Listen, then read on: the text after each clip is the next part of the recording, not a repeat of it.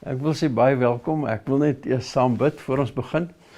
Ek en François wil hierdie opnames maak vir jou. En ons wil net eers saam bid, dat ons die Here vertrou vir wat hy wil doen. Kom ons bid saam. Vader, baie dankie dat ek en François hier kan wees vandag. En Vader, dankie dat ons u woord kan bring, Here. Dankie dat u Heilige Gees hier is en dat u ons wil leer en lei in die volle waarheid. Dankie Vader dat u omgee vir ons en omgee vir die wat luister en kyk. Vader, dankie dat u hierdie evangelie vir ons gestuur het, hierdie goeie nuus. En dat ons dit met mekaar kan deel, is so groot voorreg. So ons gee die tydjie in die hande, Vader, elke deel wat ons sal behandel, Vader, dankie dat u vir ons lei in Jesus naam. Ons loof u daarvoor. Amen. Wel, my naam is Piet en die kameraman is François. En ons wil graag vir jou 'n Bybelstudie gee en dinge met jou deel. Jy weet, ek het tot bekering gekom toe ek 18 jaar oud was en ek het glad nie vir Jesus geken nie. Ek het in 'n Christenhuis groot geword, maar daar was nie 'n persoonlike verhouding wat ek met die Vader gehad het nie. En eers toe ek 18 is, toe was daar iemand wat gesê het dat jou lewe kan verander. Op daardie stadium het ek standaard 9 gedryp en ek was geskort uit die koshuis uit en al sulke dinge het gebeur en ek het besef as iemand hel toe gaan, dan was dit ek. En ek het gedink dis op grond van my werke dat ek hel toe gaan en ek het nie besef dat Jesus gekom het sodat ouens soos ek 'n nuwe lewe kan hê nie. En ek is nou 56 jaar oud en dit was in 1976 wat ek tot bekering gekom het. En deur die jare het die Here vir my sekere goed gewys en ek glo dis die Here. En ek het gesien hierdie goed werk. En dit is wat ek graag met jou wil deel. So, dis hoekom ons gebid het dat die Heilige Gees vir jou hierdie woord sal oopmaak. Jy weet, ek het ondervind dat as die Heilige Gees nie vir jou iets duidelik maak nie, dan kan jy dit nie verstaan nie. So dit is hoekom ons hom vertrou. En wat 'n voorreg is dit nie, nee, hierdie boek is geskryf deur mense wat geïnspireer was deur die Heilige Gees. En wat 'n voorreg is dit nie om die Heilige Gees hier by ons te hê en die Heilige Gees in ons te hê, die een wat die boek geskryf het nie. Dit is 'n fantastiese voorreg. En dit is hoekom ons hom uitgenooi het in gebed om hierdie woord vir ons duidelik te maak. En ons vertrou hom dat hy vir jou sal duidelik maak dit wat jy moet hoor. Ek weet jy's op 'n pad met die Here en miskien ken jy nie die Here nie, miskien gaan jy hom nou leer ken. Maar op jou pad met die Here is die Here besig om vir jou sekere goed te wys op die pad wat jy is. En die eerste Bybelstudie wat ons saam gaan doen is, ek wil dit 'n titel gee, miskien die evangelie, maar meer spesifiek gees, siel en liggaam. Nou, ek wil dadelik na die Bybel toe gaan en vir jou wys in Genesis hoofstuk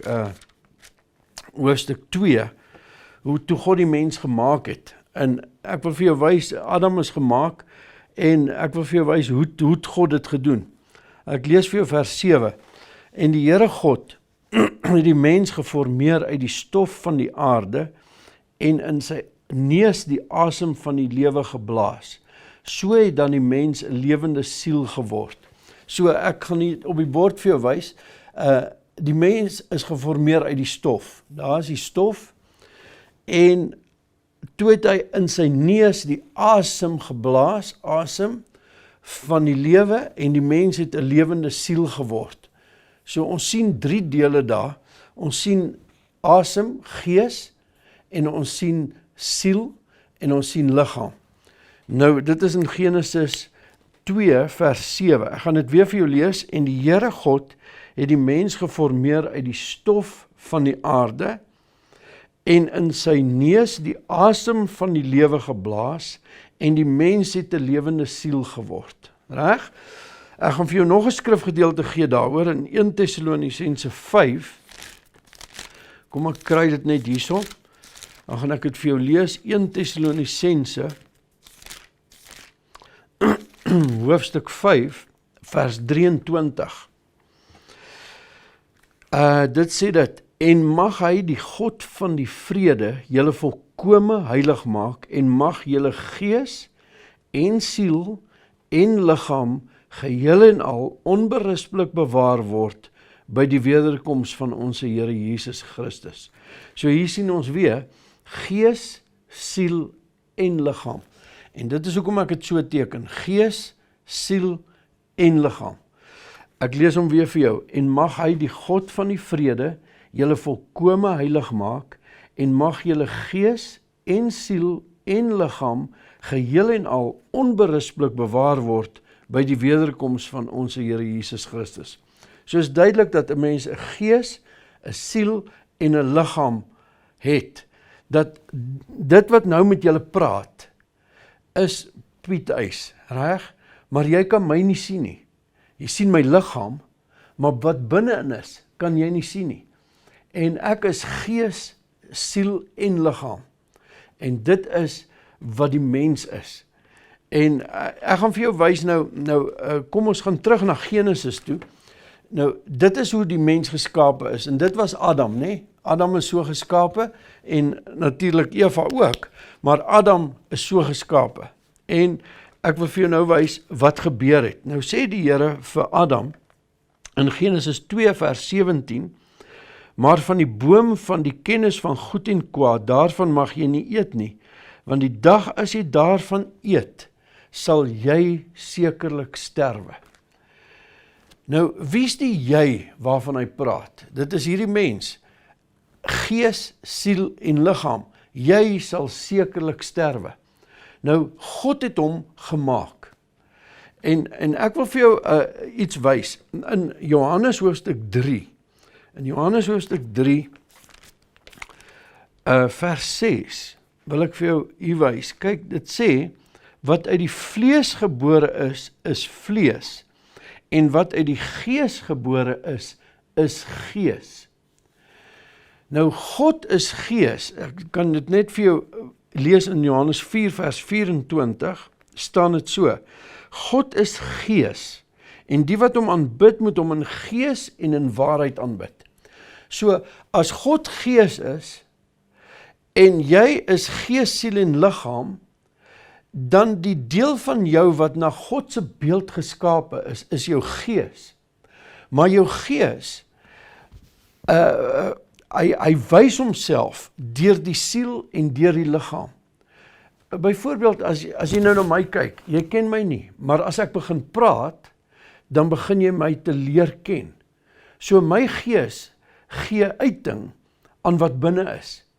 En jy sien my emosies en jy begin my te leer ken. Nou, God is gees, en die wat hom aanbid, moet hom in gees en in waarheid aanbid.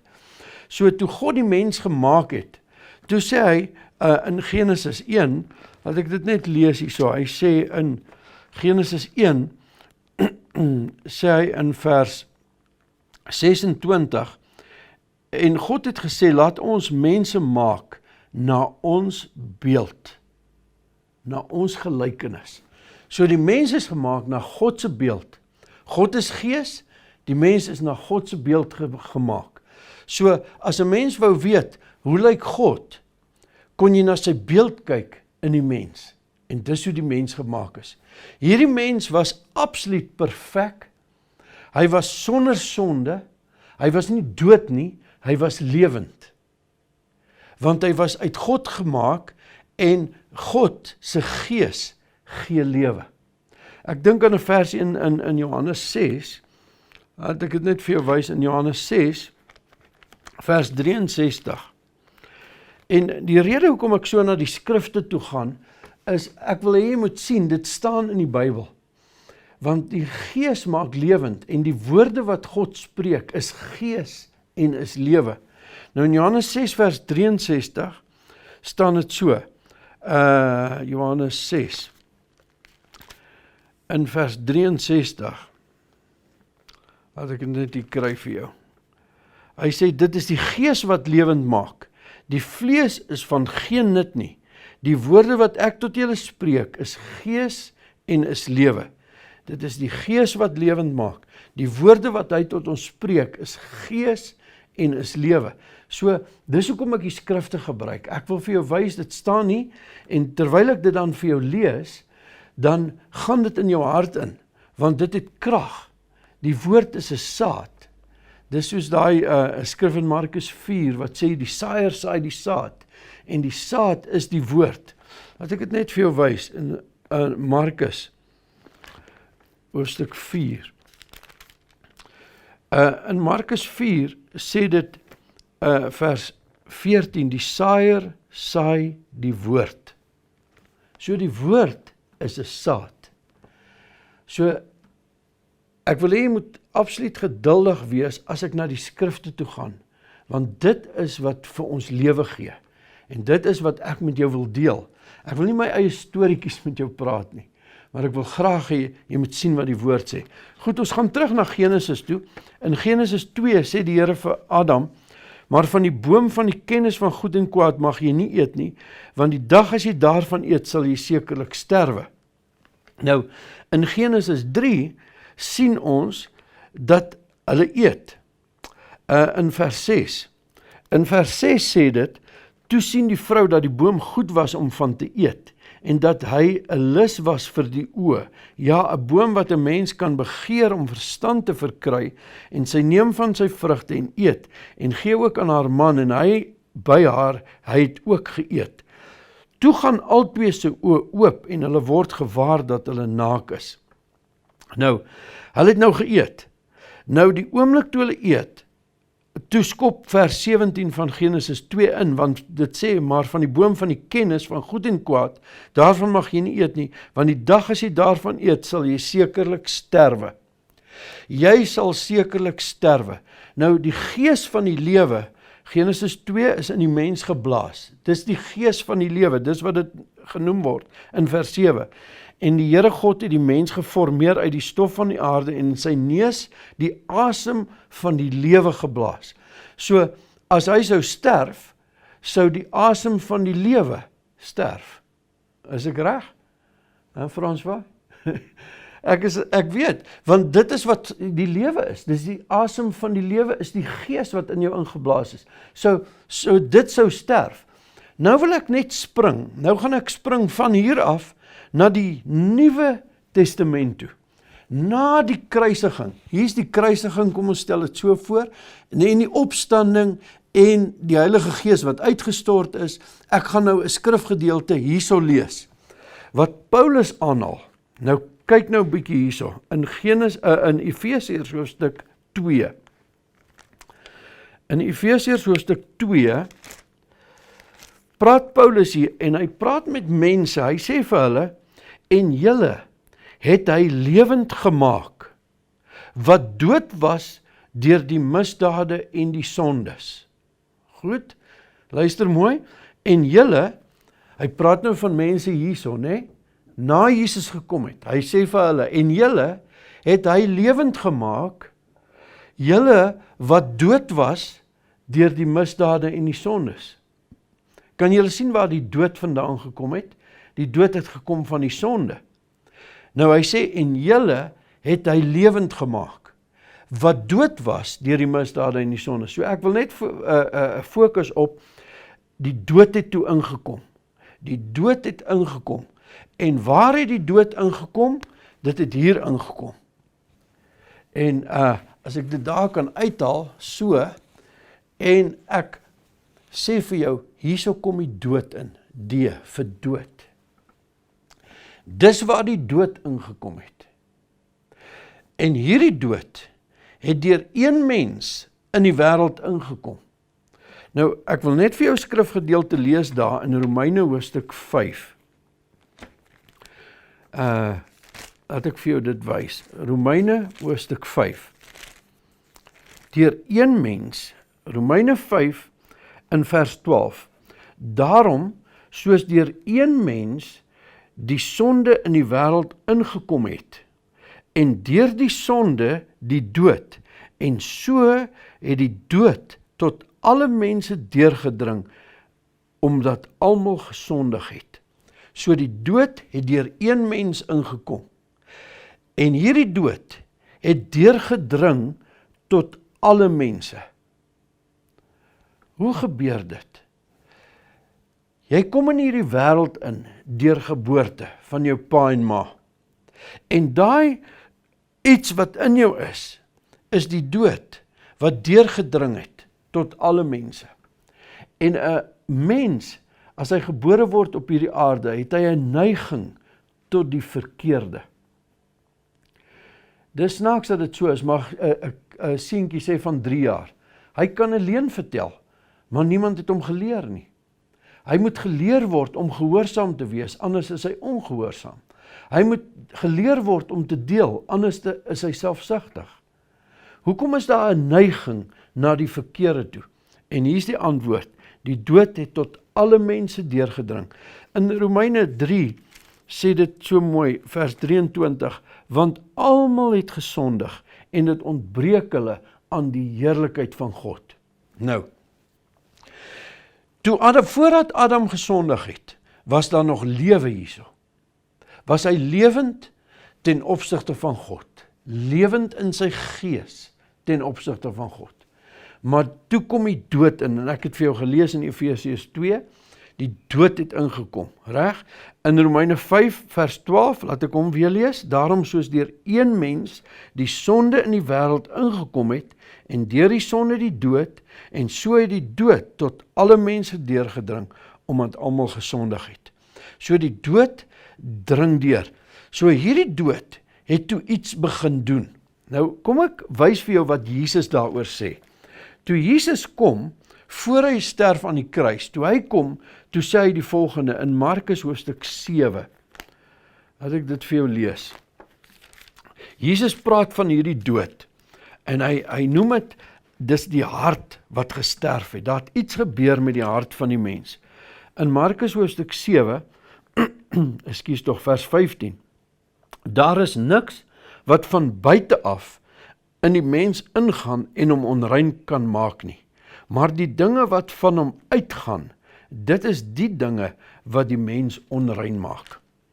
Goed, vers 21, want van binne uit die hart van die mens kom die slegte gedagtes, egbreek, hoerery, moord, diewery, hebsug, boosheid, bedrog, losbandigheid, afguns, lastering, hoogmoed, dwaasheid.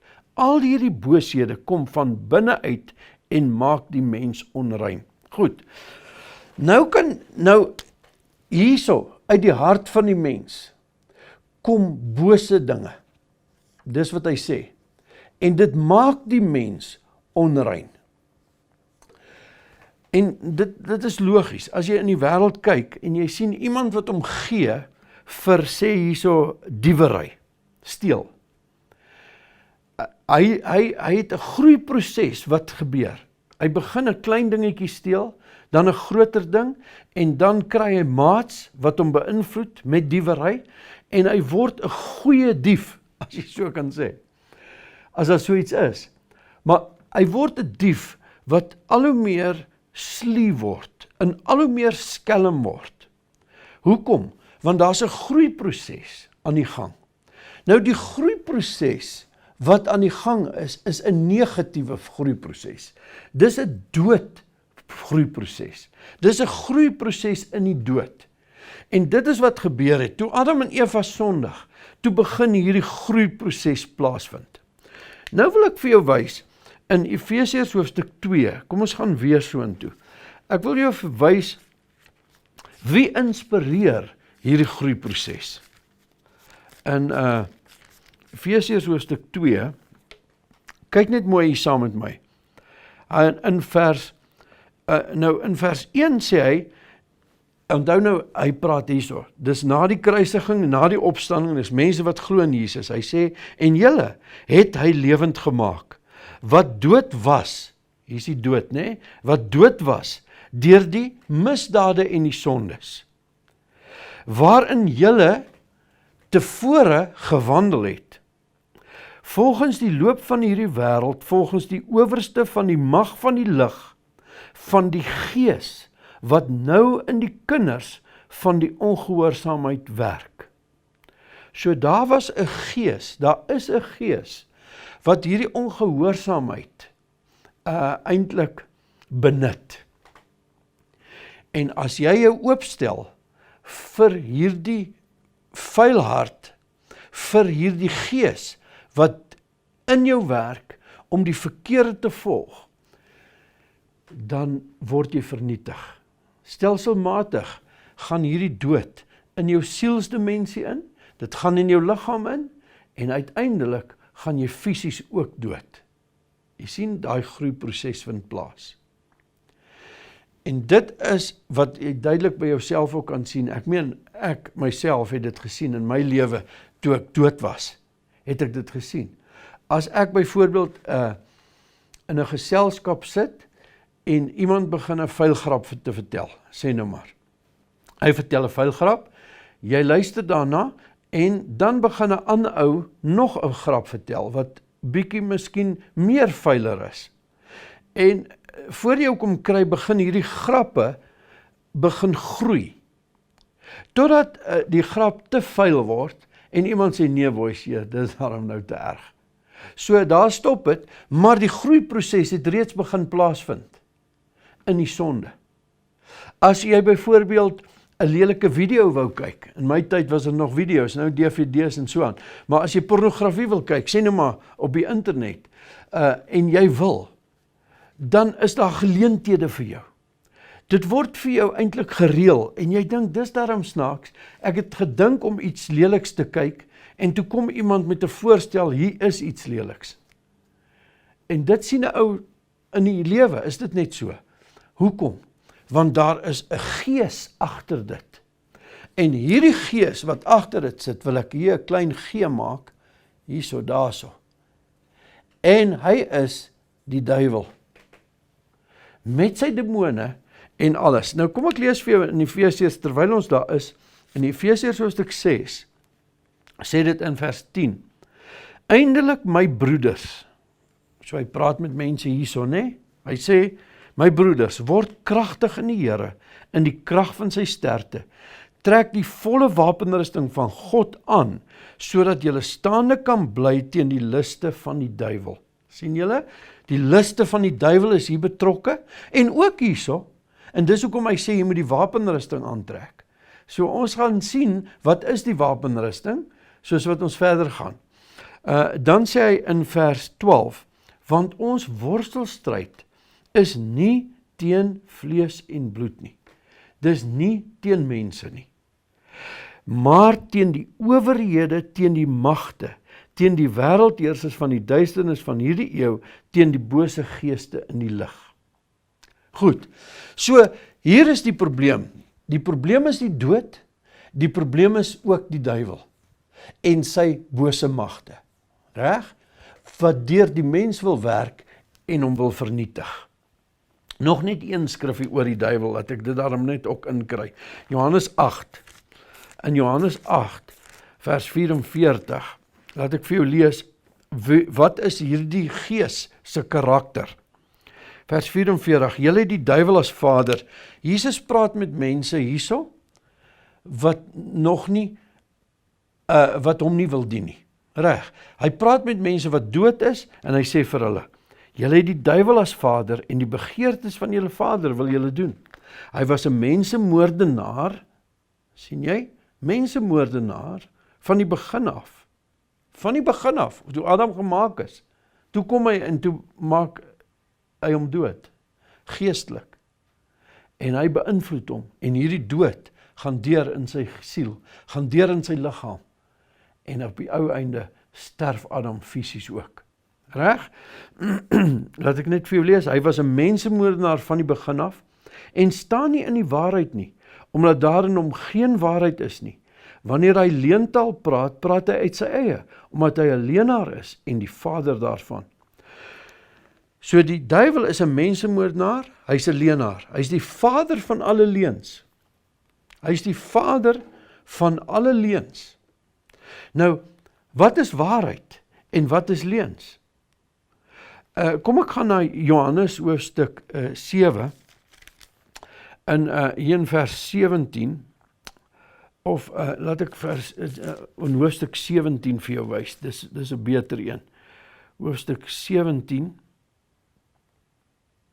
in vers 17, heilig hulle in u waarheid, u woord is die waarheid. Die woord van God is die waarheid. So, as ek met jou deel en ek sê vir jou, jy is gees, siel en liggaam, dan sal die duiwel dit wil aanval. Hy sal sê nee. En hy sal dalk goeie redes gee, deur sielkundiges, wat sê, nee, jou siel en jou gees is maar dieselfde ding. Party sielkundiges sê, jy het nie 'n gees nie, jy's net siel en liggaam. Mense sal dit wil aanval. Mense wat geïnspireer is deur hierdie gees. Jy sien? Want as die duiwel hierdie woord kan bevraagteken in ons lewens, dan het ons nie 'n oplossing nie. Want die woord is gegee. En ek het vir jou gelees in Johannes 6, vers 63. Die woorde wat hy spreek is gees en is lewe. So God wil hê, jy moet lewe. En hoe kan jy lewe? Deur die woord van God te ontvang. Nou, kom ek lees vir jou net 'n skrifgedeelte in Jakobus. In Jakobus hoofstuk 1. Ek wil jou lees, wat is die oplossing nou vir hierdie dood, né? In Jakobus hoofstuk 1 vers 21. Hy praat met Christene hierso, hy praat met hulle. Daarom sê hy vir die Christene, doen afstand van alle vuilheid en oorvloed van boosheid en ontvang met sagmoedigheid die ingeplante woord wat in staat is om jou siel te red. Ontvang die woord, hy praat met 'n Christen, hy sê jy moet die woord ontvang, die ingeplante woord. En nou kom ek by die volgende gedeelte. Kyk nou hierso. Ek gaan jou nou teken hier, gees, siel en liggaam. Nou, dit sê in Efesiërs 2, en julle het hy lewend gemaak. Goed? En hy sê, ontvang, jy moet ontvang die ingeplante woord. So hier's iets ingeplant hierso. Kom ons sit weer daar, die woord. Jy moet dit ontvang wat in staat is om jou siel te red. So hierdie woord is gees en is lewe. En as jy dit ontvang wat in jou ingeplant is, dan is dit in staat om jou siel te red en natuurlik jou liggaam te beïnvloed. En so groei jy nie negatief nie, maar jy groei in 'n positiewe beeld. Jy sien? Nou wat het hier tussen hierdie en daardie, wat het gebeur? Die kruisiging, die begrafnis en die opstanding. Dis wat gebeur het. Ek wil hierso afsluit, en dan gaan ek nou aan weer met hierdie, maar hoekom ek nou afsluit, dis kort gewees, ek weet, maar ek wil hê, jy moet duidelik bewus wees van dit wat gebeur het. Hierso het dood ingekom, dit het deurgewerk in die mens, en dit is die toestand van die mens. En toe kom Jesus, en hy sou hierdie dood aanspreek, en hy sou hierdie gees aanspreek. Want ons moet verlos word van die dood, ons moet verlos word van die duiwel. En as ons verlos word van die dood en die duiwel, dan is ons 'n nuwe mens. En daardie mens het die woord in hom en hy ontvang die woord wat in staat is om sy siel te red. Ons gaan nou verder. Kom ons bid net saam. Hemelse Vader, baie dankie vir u woord. Dankie dat ons gees, siel en liggaam geskape is. En dankie dat u vir ons iets kom doen het, wat ons weer lewend kon maak, ten opsigte van u self, in Jesus naam. Dankie Vader, dat ons hierdie Bybelstudies kan doen en nou verder kan gaan, hierna met hoe u hierdie oplossing vir ons gebring het, waarna ons nou kan wandel, in Jesus naam. Amen.